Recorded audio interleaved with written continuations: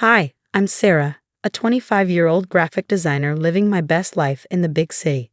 But every few weeks, I head back to my hometown to hang out with my family. There's mom, dad, my big brother Tom, my little sister Emily, and of course, Aunt Karen.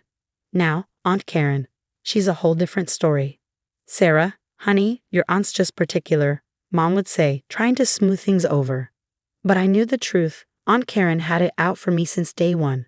The backhanded compliments, the side eye, it was relentless.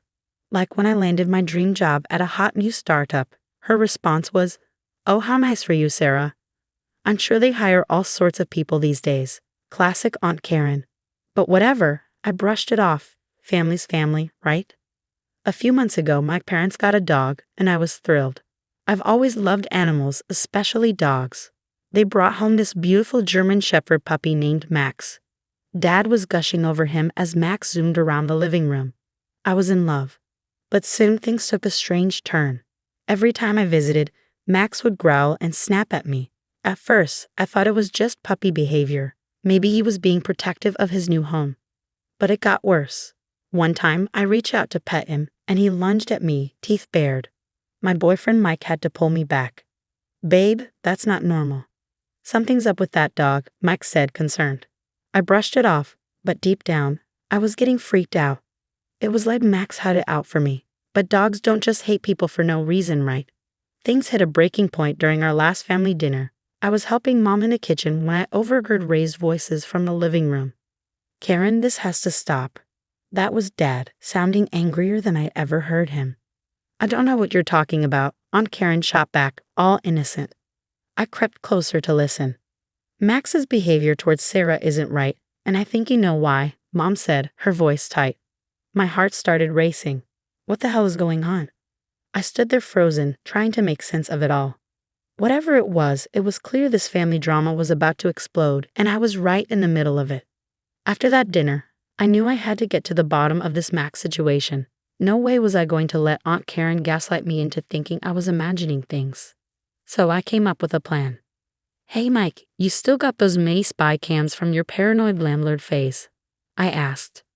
"Yeah, why? You going all James Bond now?" "Something like that. I need to know what's really going on with Max." Mike was skeptical but agreed to help. We set up the cameras around my parents' house when no one was home. It was nerve-wracking. "If we get caught, I'm blaming you," Mike whispered as we placed the last camera. "Relax, babe. It's for a good cause." For the next week, I was on edge, waiting to catch something. And then bam, pay dirt. I nearly dropped my phone when I saw the footage. There was Aunt Karen sneaking into the house when my parents were at work. She had one of my old sweaters and was using it to train Max. Get her? Max, attack. My blood ran cold as I watched her encourage Max to tear into my clothes, praising him when he got aggressive. I couldn't believe it. My own aunt was training the family dog to attack me. What kind of twisted person does that? I called Tom immediately. "Tom, you're not going to believe this. I've got proof Aunt Karen's been training Max to attack me." "Whoa, slow down, Sarah. That's a serious accusation." "Are you sure?" "I've got it on video, clear as day." Tom, ever the lawyer, switched into problem-solving mode. "Okay, don't do anything yet. Let me come over and see the evidence." When Tom saw the footage, he looked like he was going to be sick. Jesus Christ, Sarah. I don't even know what to say. We decided to show our parents that night. To say they were shocked is an understatement. Mom kept repeating, "I can't believe this," while Dad sat there stone-faced, watching the video on loop. "We need to confront Karen," Dad finally said. And that's exactly what we did. The next family dinner felt like walking into a war zone. "How could you do this, Karen?" Mom was in tears. Aunt Karen tried to deny it at first, but the evidence was right there. "It's obviously fake. Sarah's always been jealous of me. She probably doctored that video," she spat, her voice trembling. "Can you believe the nerve of this woman? Me, jealous of her? Please." Things escalated quickly. Emily, my little sis, looked torn.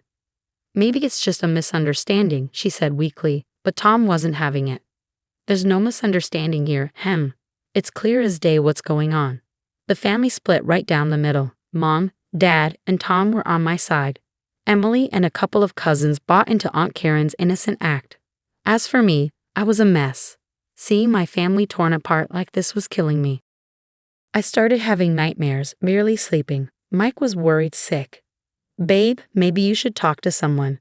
This is heavy stuff," he suggested gently, but I couldn't. Not yet.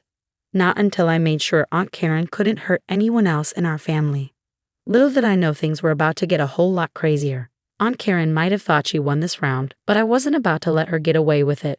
No way in hell. I called up Mike and Tom for a strategy session. "We need to catch her in the act, with everyone watching," I said, pacing around Mike's living room. "What if we set up a fake family gathering?" Mike suggested. Tom nodded. "That could work. We could invite a professional to observe Max's behavior without Karen knowing." We spent hours hammering out the details. Tom found a top-notch animal behaviorist, Dr. Martinez, who agreed to help. "We need eyes everywhere," I said. "But Karen's going to be suspicious if she sees cameras." That's when I remembered our tech-savvy cousin, Alex. I gave him a call. "Yo, Alex, how'd you like to play spy for a day?" "Hell yeah. What's the mission?" I filled him in on the plan. Alex was all in, promising to hook us up with some seriously stealth surveillance gear. The day of the gathering arrived, and my stomach was in knots as everyone filed in. Aunt Karen showed up last, eyeing me suspiciously. "Well, isn't this a lovely surprise?" she said, her smile not reaching her eyes. Dr. Martinez, posing as Mike's coworker, mingled while keeping a close eye on Max. We'd set up several scenarios to trigger Max's aggression toward me. First up, I accidentally bumped into Aunt Karen, spilling her drink. "Oh my God, I'm so clumsy. Let me help you clean up." As I reached for a napkin, Max started growling fiercely. Dr. Martinez raised an eyebrow, scribbling in his notebook. Next, I offered to help Mom in the kitchen, passing close to Max. He lunged at me, barking like crazy. "Whoa," Mike yelled, pulling me back. That was close. I saw Karen smirking from across the room. Dr. Martinez pulled Tom aside. "This behavior is highly unusual. It's clear the dog has been trained to target your sister specifically." We were building our case, but we needed that smoking gun. Time for the final act. I announced I was heading upstairs to grab something from my old room. As expected, Aunt Karen made an excuse to follow me. In my room, I pretended to search the closet when I heard it. "Max, attack." I spun around to see Max charging at me, Aunt Karen pointing and yelling. But before Max could reach me, Mike burst in, tackling the dog. "What the hell, Karen?" he shouted. Aunt Karen paled, realizing she'd been caught. "I didn't mean," he just. That's when Tom appeared in the doorway, holding up his phone. "It's over, Karen. We've got it all on video." We headed downstairs, where the rest of the family was gathered around Alex's laptop, watching the live feed in horror. Mom was sobbing. "How could you, Karen? She's your niece." Dad looked like he was about to explode. "Get out of my house. Now." Aunt Karen tried to backpedal. "It's not what it looks like. Sarah's turned you all against me." But the evidence was irrefutable. The family watched in stunned silence as the footage played, showing months of Karen's cruel manipulation. As Karen was escorted out, Dr. Martinez approached me. "I've documented everything. If you want to press charges, you have a strong case." I looked at my shattered family, at Max cowering in the corner, and at Aunt Karen's retreating figure. "No," I said finally. "I think karma's about to serve up its own brand of justice." Little did I know how right I was. After Aunt Karen got the boot, the family was in shock. We all stood there, trying to process what had just gone down. Dad was the first to break the silence. "I can't believe she'd stoop so low. Sarah, honey, I'm so sorry we didn't believe you sooner." I shrugged, still feeling numb. "It's okay, Dad. At least now we know the truth." Mom was pacing, wringing her hands. "Should we call the police?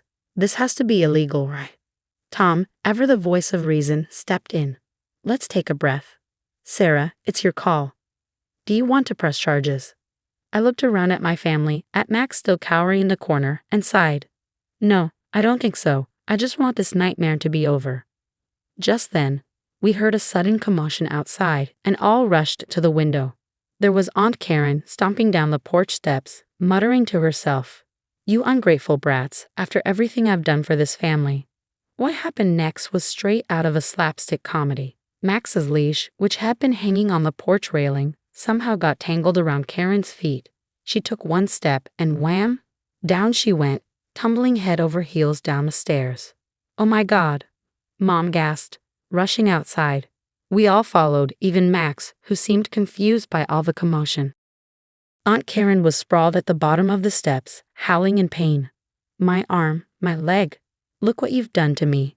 Dad knelt beside her, trying to assess the damage. "Don't move, Karen. We're calling an ambulance." As we waited for the paramedics, Aunt Karen finally broke down. "I'm sorry, okay? Is that what you want to hear?" she sobbed. I was jealous. Sarah always had everything, the looks, the brains, everyone's love. I couldn't stand it anymore. I couldn't believe what I was hearing. All this because she was jealous of me? That's messed up, Aunt Karen. You could have really hurt me. She looked away, tears streaming down her face. I know. I don't know what I was thinking. When the ambulance arrived and they loaded Aunt Karen onto the stretcher, the irony of the situation hit me hard. The very dog she trained to hurt me had ended up being her downfall. After Karen was whisked away to the hospital, we gathered in the living room, emotionally drained. "What now?" Emily asked, looking lost. Dad sighed heavily. "Now we heal as a family." Over the next few weeks, we focused on putting our family back together. Dr. Martinez recommended an excellent dog trainer for Max, and we all pitched in to help with his rehabilitation. "Good boy, Max," I praised as he sat calmly at my feet, his tail wagging. It was a far cry from the aggressive dog he'd been just a month ago. As for Aunt Karen, well, karma had done its job.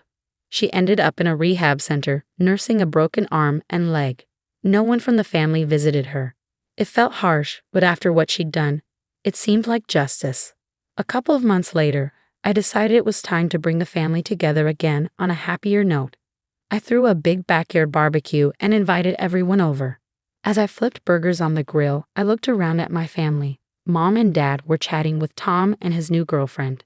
Emily was playing fetch with Max, who had become the sweetest, most gentle dog you could imagine. Mike came up behind me, wrapping his arms around my waist. "How are you feeling, babe?" I leaned back into him, smiling. "You know what? I feel good, really good." And I did. Sure, we'd been through hell, but we came out stronger on the other side. As I watched Max bound across the yard, his tongue lolling and tail wagging, I knew we'd be okay. After all, what doesn't kill you makes you stronger, right? And in this case, it made our family bonds stronger than ever. That's the end of my wild story, folks. Now, I got a question for you. If you were in my shoes, would you have pressed charges against Aunt Karen, or do you think karma dealt her a fitting punishment? Drop your thoughts in the comments below. I'm dying to hear what you do in this messed up situation.